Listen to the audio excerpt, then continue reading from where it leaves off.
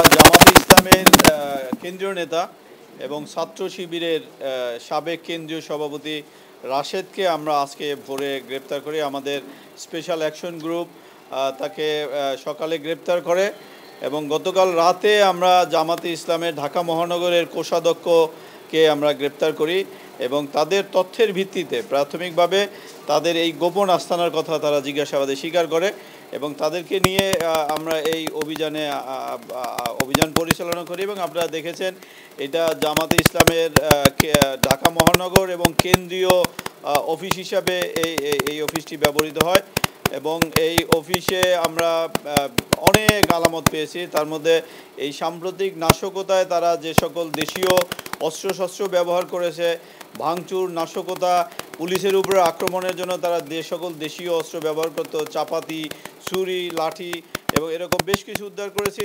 পাশাপাশি হাতে তৈরি বোমাও আমরা বেশ কিছু উদ্ধার করেছি এই আস্তানা থেকে এবং এই আস্তানা থেকেই এই সাম্প্রতিক কোটা বিরোধী আন্দোলনের সুযোগে জামাত শিবির ঢাকা শহরে যে তাণ্ডব চালিয়েছে, যে পুলিশকে হত্যা করেছে, পুলিশের স্থাপনায় অগ্নিসংযোগ করেছে এবং অন্যান্য যে সকল কেপিআইতে ব্যাপক ধ্বংসযজ্ঞ চালিয়েছে, মেট্রো রেল সহ বিটিভি ভবন, সকল সকল হামলার নির্দেশনা সহ সমন্বয় তারা এই অফিস থেকে করেছে বলে আমরা জানতে পেরেছি এবং এখান থেকেই এই আন্দোলনকে কেন্দ্র করে তাদের নাশকতায় যারা অংশগ্রহণ করেছিল এবং বিভিন্ন জায়গা থেকে তারা এই অফিস থেকে তহবিল সরবরাহ করেছে এবং তহবিল তারা কেন্দ্রীয়ভাবে এই অফিসে রিসিভ করেছে।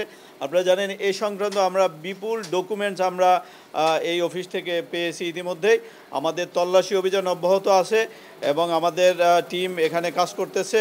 আমরা এর থেকে আমরা আরও অনেক বেশি তথ্য পাবো বলে আমরা আশাবাদী এবং আমাদের এই জামাত শিবিরের যারা এই শহরে তাণ্ডবলীলা চালিয়েছে তার কেন্দ্রীয় নেতাদের অনেককেই আমরা ইতিমধ্যে গ্রেপ্তার করেছি। আপনারা জানেন যে ডাক্তার আবদুল্লাহ আবু তাহেরকে আমরা গ্রেপ্তার করেছি ইতিমধ্যেই। জামাতের যে কেন্দ্রীয় সেক্রেটারি জেনারেল গোলাম পরোয়ারকেও গ্রেপ্তার করা হয়েছে এবং আরও বেশ কয়েকজন কেন্দ্রীয় নেতাকে আমরা গ্রেপ্তার করেছি যারা এ সকল কাজে নির্দেশনা দিয়েছিল, যারা এ সকল কাজে সমন্বয় করেছিল, যারা এ সকল কাজে অর্থ সরবরাহ করেছিল, তাদের সকলকেই আমরা খুঁজে বের করে আমরা আইনের আওতায় আনবো ইনশাআল্লাহ।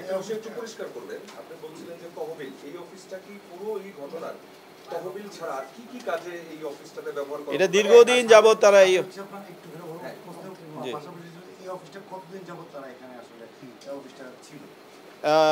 এটা আপনারা জানেন যে এই অফিস থেকে তাদের প্রাথমিক জিজ্ঞাসাবাদে এবং আমরা এখানে এসে যে সকল ডকুমেন্টস আমরা পেয়েছি তা থেকে আমরা স্পষ্ট যে এখান থেকে তারা এই আন্দোলন সমন্বয় করেছে।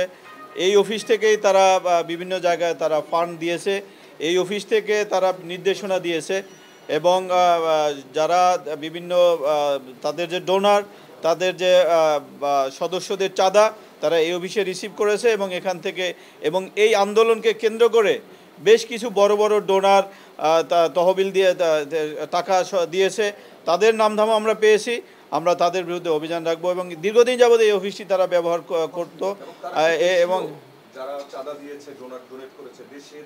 আমরা এটা এখনও যাচাই বাছাই করতে পারিনি। আপনারা দেখছেন আমাদের এই অফিসেই সেই তালিকাটা আছে। আমরা তাদের আরও অন্যান্য উৎস থেকে আমরা সেই তালিকা পেয়েছি, আমরা সেগুলো নিয়ে কাজ করতেছি। দেশের হোক দেশের বাইরে হোক, যেখান থেকেই অর্থ এসে থাকুক সকলকেই আইনের আওতায় আনা হবে, সকলকেই শনাক্ত করা হবে।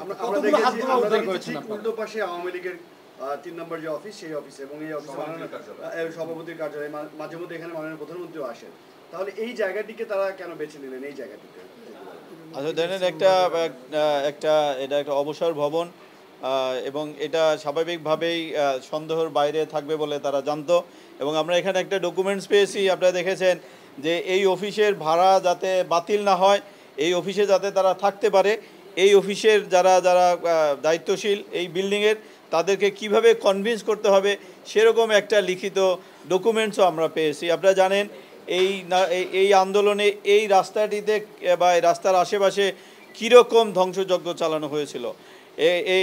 আপনারা জানেন যে মাননীয় স্বরাষ্ট্রমন্ত্রীর বাসায়ও হামলা চালানোর চেষ্টা করা হয়েছিল, হামলা চালিয়েছিল এবং সেটাও এই অফিস থেকে এবং এই রাশেদ এই হামলার নেতৃত্ব দিয়েছিল। শিবিরের যে কেন্দ্রীয় সভাপতি তিনি এই হামলার নেতৃত্ব দিয়েছে। সেই সূত্র ধরেই আমরা প্রথম তাকে শনাক্ত করি, পরবর্তীতে তাকে গ্রেপ্তার করি। Thank you. কতগুলো হাত করতে পারছেন?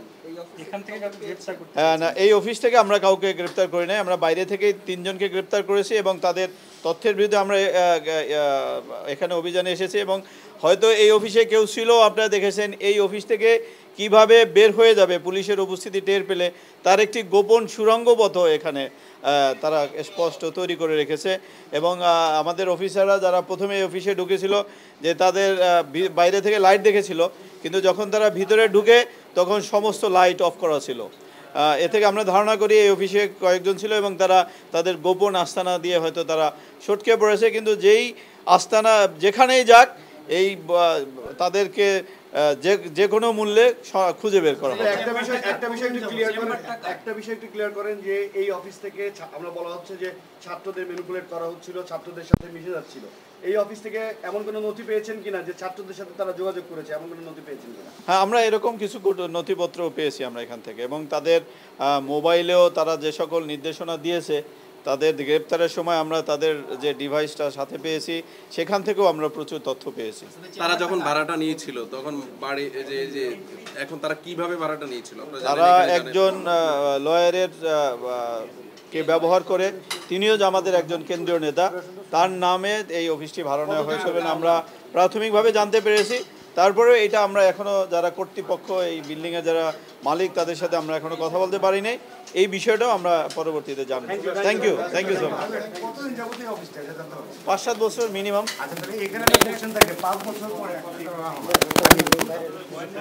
মানে 5 বছর যাবত একটা যে আজকে যে অভিযোগ দেখলাম বলা হয় যে মানে এরকম কাগজপত্র ডকুমেন্টারি সব কিছু মিলিয়ে জামাতের কেন্দ্রীয় অফিসে আর 5 বছর ধরে যদি এই অফিসটা থাকে এখানে 5 বছর এরা আসলে গোয়েন্দা নজরের বাইরে কিভাবে ছিল? হয়তো ছিল, আপনারা জানেন এই অফিস দেখে কি কারো শনাক্ত করার সুযোগ আছে যে এখানে একটা অফিস আছে? এটা আসলেই তারা এমনভাবে আপনারা জানেন যে জঙ্গি স্টাইলে উগ্রবাদের স্টাইলেই জামাত ইসলামের কর্মকাণ্ড পরিচালিত হচ্ছে, এটা একদম স্পষ্ট। তাদের প্রকাশ্য কোনো কর্মকাণ্ড নাই, তাদের প্রকাশ্য কোনো অফিস নাই। তারা এরকম জঙ্গিরা যে স্টাইলে বাসা ভাড়া নেয় নিজেদের পরিচয় গোপন করে, জামাত ইসলামেও তাদের এরকম নিজেদের পরিচয় গোপন করেই এরকম জঙ্গিবাদ স্টাইলে তারা এই অফিস ভাড়া নিয়েছিল বলে আমাদের কাছে অনুমান। রাইট, আমরা এই অফিস থেকে 11টি হাত বোমা উদ্ধার করেছি এবং এটা খুব শক্তিশালী বোমা। আমাদের বোম ডিসপোজাল টিম ইতিমধ্যেই সেটা পরীক্ষা করেছে এবং এটা খুবই শক্তিশালী বোমা বলে তারা ইতিমধ্যে মতামত দিয়েছে। Thank you.